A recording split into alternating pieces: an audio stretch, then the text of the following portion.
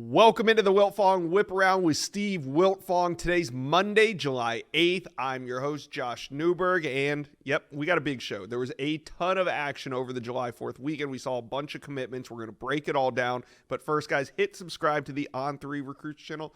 We are the best recruiting channel on all of YouTube, so go ahead, hit subscribe. All right, let's bring in my guy, Steve Wiltfong. And Steve, we saw fireworks all across the country. But right there in Duncanville, Texas, there was some green smoke going up, and you're right. It was Dakorien Moore signifying his commitment to Oregon over Ohio State, over LSU, over Texas. You've had a couple days to kind of digest what happened. What are your thoughts on Dakorien Moore to Oregon? It makes me wonder who's going to be next to go to Oregon, Josh. Which five-star is going to spurn State U and play their college football in Eugene? Is it going to be DJ Pickett picking Oregon over Miami? Is it going to be Michael Terry picking Oregon over Texas and Texas A&M? Trey McNutt picking the Ducks over Ohio State? They're still in on several more five-stars, and I think they lead for or near the top of the list for all those guys. And another one to add is Jonah Williams. My On3 RPM is on Texas A&M for the number one ranked safety in the country, but the Ducks are certainly one to watch there as well. So Oregon's on fire right now. I think in hindsight, it's obvious Dakorien Moore didn't want to play his college football in the state of Texas. And certainly the Longhorns are going to continue to push for him leading up to signing day, and games will be played this fall and all of that. We're expecting Oregon to have a great season. We're expecting Texas to have a great season. But when he was committed to LSU, it was always Oregon and Texas as the other programs to watch in this recruitment. He's been to Eugene several times, including visits in the spring that weren't even reported. Junior Adams has known him since 8th grade. Oregon's offense, just all the things that Oregon offers on and off the field. Dakorien Moore is excited to be a Duck, and Oregon is pushing for the number one ranked recruiting class. So, it was a bit of a surprise. I know it wasn't a surprise in the last couple of days because we know what Oregon did to turn the tide. But how does this does it make you feel any differently about Jamie French or Khalil Lockett, who, we thought we had a pretty good idea of what those guys were going to do, but does it kind of murky the waters a little bit now that Moore is off to Oregon? Well, even though on numerous shows or numerous articles we would give the edge to Texas for Dakorien Moore, it was never stamped by Chad Simmons or I with an On3 RPM pick. True. Because we knew that Dakorien Moore could end up elsewhere, Oregon, Ohio State, and LSU being the other suitors. With Jamie French and Khalil Lockett, I have them predicted to Texas right now. I think that they're the leaders. Now, there is major competition for both. You have LSU in Miami lurking for Jamie French. Alabama is very much one of the front runners for Khalil Lockett with LSU. Texas A&M and Florida State also trying to battle. So I think that Texas still has a great chance to sign a fantastic receiver class. But like we've said on past shows, Inside Scoop or Whip Around, they could go 0 for 3 on these guys. And right now they're 0 for 1. Trying to go 666, and then they'll still try and play the game on the ones they miss on during the season because they all do that. Yeah. Another big commitment that went down on Saturday in the state of Texas, and that's Riley Pettijohn. Borderline 5-star prospect, selects Ohio State over Texas amongst others. Big win for the Buckeyes. How were they able to pull it off? Well, multiple visits to campus, Coach James Laurinaitis and that relationship, the stage that Ohio State's playing on, just the vibe and feel that they got around that coaching staff. I think it just made Riley feel very comfortable in Columbus. So again, he also really liked USC. I think he had a lot of the same feelings at USC, but I think when you measure up Ohio State and USC and where those programs are at today, I think it gave Ohio State the inches they needed to pull that recruitment out and land one of the most explosive linebackers in the country. All right. Who do you think right now has a bigger Oregon problem? Because you talked about it. There could be more 5-stars to come. So who's got the bigger Oregon problem right now, Ohio State or Texas? And Miami and Texas A&M might be raising their hands at some point too.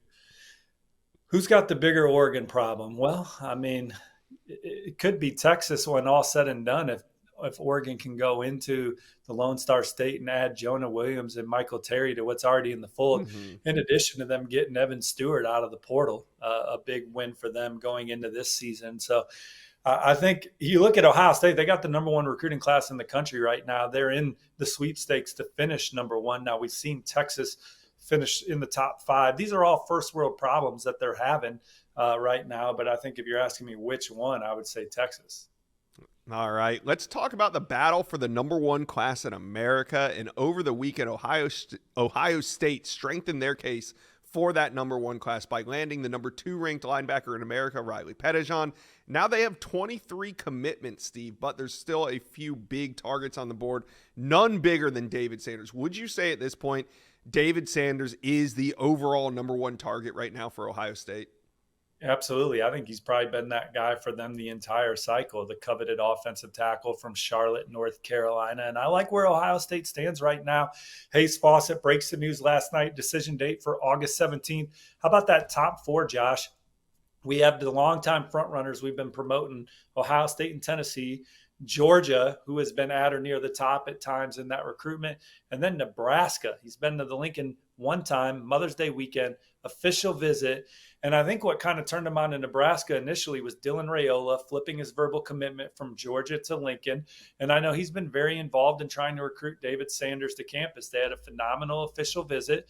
There's a lot of resources being poured into Nebraska football right now. We'll see if David Sanders takes a couple more visits in July now during that week they go live at the end of the month before he announces his decision August 17th. But as I sit here and talk to you this morning, I still give the inch or two to Ohio State. Certainly wouldn't be surprised if he picked Tennessee. Georgia remains one of the heavy contenders. And we'll see if Nebraska gets a chance to continue rising in this recruitment. They've quietly done as much. He put out a top 7. They weren't in it. They get an official visit. Then he puts out a top 4 and they're in it. So I thought that was an interesting school in the mix there as Matt Rule and company try and battle for one of the nation's best. But if Ohio State's going to finish number one nationally, David Sanders could be the recruit that sews that up for him. Yep, he could be the one that just puts everybody else out of reach. Ohio State also has a couple other offensive line options on board. They have 2 committed. They have David Sanders, but also Javon McFadden and Josh Petty. What do you think the odds are that they could land one or both of those guys?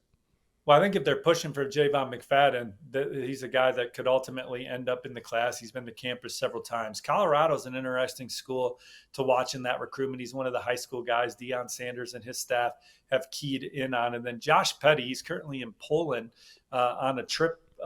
When he gets back, he's supposed to start zeroing in on his college decision. We'll see if he does something this summer or in the fall. I was talking to colleague Chad Simmons about that this morning. Florida State's the on 3 RPM pick, but Georgia Tech's in the middle of that one, Stanford too. But Ohio State's trying to show Josh Petty, hey, we run a balanced offense here that's conducive to your skill set. He's really enjoyed being on campus, being around the players on the team. So I think that they're a dark horse in the sweepstakes for Josh Petty. Ohio State has 2 running back commitments. Steve, are they looking for a third? Yeah, I think with losing Travion Henderson and Quinshon Judkins following the season, Ohio State would love to add a third back to this class, guys that are physically ready to play on day one. They already have that with Bo Jackson and Isaiah West, and there's a couple more targets out there. Shakai Mills-Knight is a running back out of Tennessee who's going to visit later this month. Now, I think Ohio State trails a few teams right now, Ole Miss, Auburn, and Miami. But with him coming to campus, we'll see if they can make a move. Carlos Laughlin's been one of the more electric recruiters in the country this cycle. And then Anthony Turbo Rogers, currently committed to Alabama. He's been on Ohio State's campus. I think he'll take an official visit this fall. He's a guy that I kind of have marked as a potential flip candidate for the Buckeyes down the road. All right, wide receiver board. What's Ohio State's best case for the wide receiver class at this point? We know a couple guys are off the board, including Dakorien Moore. They're out of it for Jamie French, and also it doesn't look like Vernell Brown is going to be in Columbus either. Well, they already have 3 committed right now, headlined by Quincy Porter out of the state of New Jersey. They would like to sign 4 this cycle. Phillip Bell from California, Mission Viejo, is one that Chad Simmons and I have forecasted to Ohio State on the on-3 RPM. They're also battling for Dalen McCutcheon. Maybe they evaluate some senior film on some guys and try and get a flip or find someone else they like. But Phillip Bell is that guy from California that we like Ohio State's position for right now at this point in the summer. All right, what else does Ohio State need in 2025?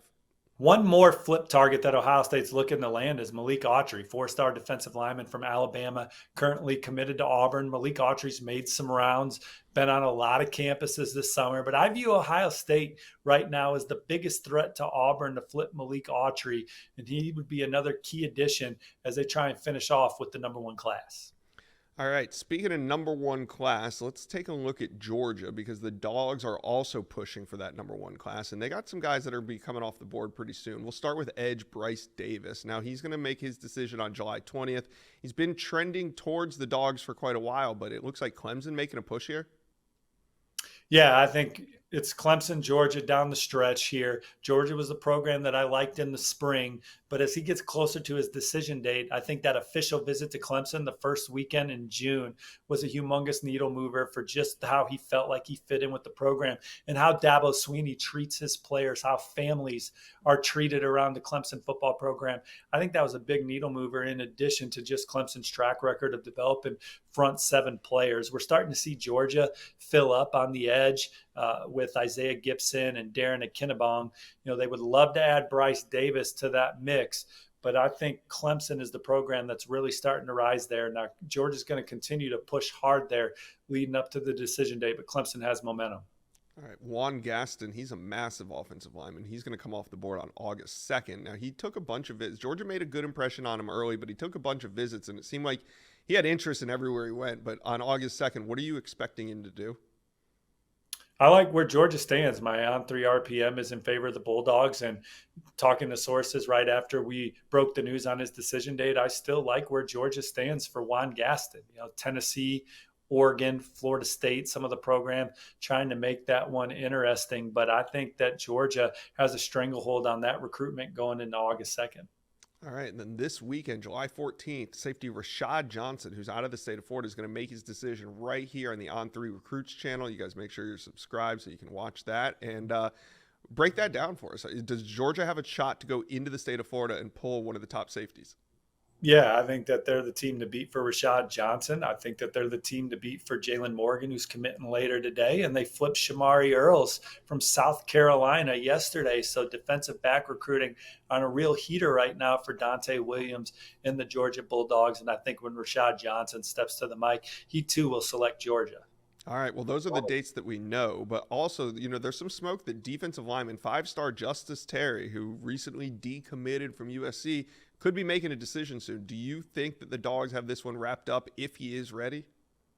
Well, I think this is a recruitment that's definitely coming full circle. He was an early Georgia commit that flipped to USC in the spring, but decommitted this summer. Georgia quickly trending on the On3 RPM. After that, he took his official visit the first weekend in May to Athens. He's been there a couple times since that USC commitment. And all the intel says that Georgia is the heavy favorite for Justice Terry. He has talked about taking his decision into the fall, but this is one where I wouldn't be surprised if it ended at any point. They just landed Isaiah Gibson, Justice Terry trending in that way, Elijah Griffin. This defensive line class could be historically good for the Dogs. Georgia fans, tap in. Let us know how you feeling about this class. Will it be number one when it's all said and done? Let us know. Comment section below. All right, Steve, let's talk about some of your recent On3 predictions. You want to start with Wisconsin flip, Zadian Gentry from SMU? Yeah, I think that's the way it's trending for the Badgers right now. Zadian Gentry loves the trajectory of Wisconsin's program, was on campus this summer. The Badgers have a top 25 recruiting class right now at On3, sitting at number 21 nationally. Zadian Gentry is one of their top targets, and I like the way that's shaping up. All right, then we also have Charles Bass to Mizzou. Mizzou has been red hot. Now you also have cornerback Charles Bass heading there? Yeah, Missouri's got the number 16 class in the On3 industry rankings. Charles Bass is a Tracy corner from Powerhouse East St. Louis there in the St. Louis area, even though it's in the bottom tip of Illinois. He's also looking at Arkansas and the Illini, but the intel favors the Tigers going into his decision this week. All right, we have some breaking news. A non-five-star has been RPM to Oregon. Will Conroy, not a five-star, but really good prospect, and Oregon needs some offensive linemen, so this is a good one. Yeah, 2026 offensive lineman from the state of Ohio. The intel favoring Oregon right now. He's been able to make a lot of rounds and visits to some of his top programs, and Oregon is clearly setting the bar here for Will, and he might make a decision before his junior season. All right, you got two picks in for Michigan. One's just a straight prediction. The other is a flip pick. Tell us about those. Yeah, Ivan Taylor's the flip pick, been a long time commit to Notre Dame, top 100 recruit in the On3 industry rankings. He's taken 2 visits to Michigan this calendar year, including the official visit in the summer. Now, Alabama is in the middle of this one as well. But I think Michigan has emerged as the program to beat for Ivan Taylor. And then the other On3 RPM forecast I have is for Louisiana receiver Philip Wright. Josh, he has sub 10.5 speed in the 100-meter dash. If he picks Michigan, he'll be one of the fastest players headed to the Big Ten this cycle. We've seen Michigan do a fantastic job of developing prospects with traits. He has terrific traits at the receiver position. And Michigan receivers coach Ron Bellamy is a Louisiana native. And Philip Wright's been up to campus a couple times. I think Michigan's clearly the team to beat for him. All right, and then we got 2 that you made last week. We mentioned them on one of our shows. I don't know which one it was, but wide receiver Quinnell Farrakhan to Colorado and Trey McNutt to Oregon. Explain those and take us out of here, Steve.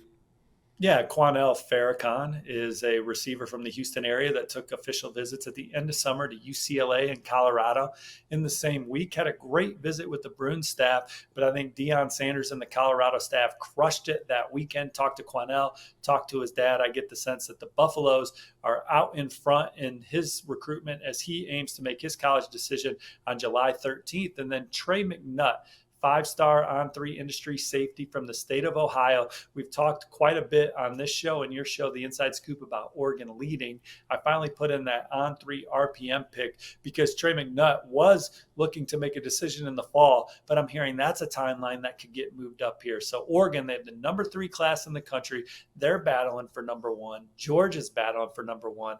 Alabama with Ty Haywood, Caleb Cunningham, and A.K. Deere still out there as Alabama leans for them, battling for number 1. Ohio State trying to hold them off with guys like David Sanders Jr. still in play for them. We appreciate you watching today's episode of the Wiltfong Whip Around. Please make sure you're hitting like and subscribe to this channel. Please make sure you're on the On3 platform today as Charles Power, Cody Belair, and the team update our rankings. So we'll have a lot of coverage on the new rankings for the 2025 class today at On3. And we'll be back on Thursday for the next episode of the Wiltfong Whip Around.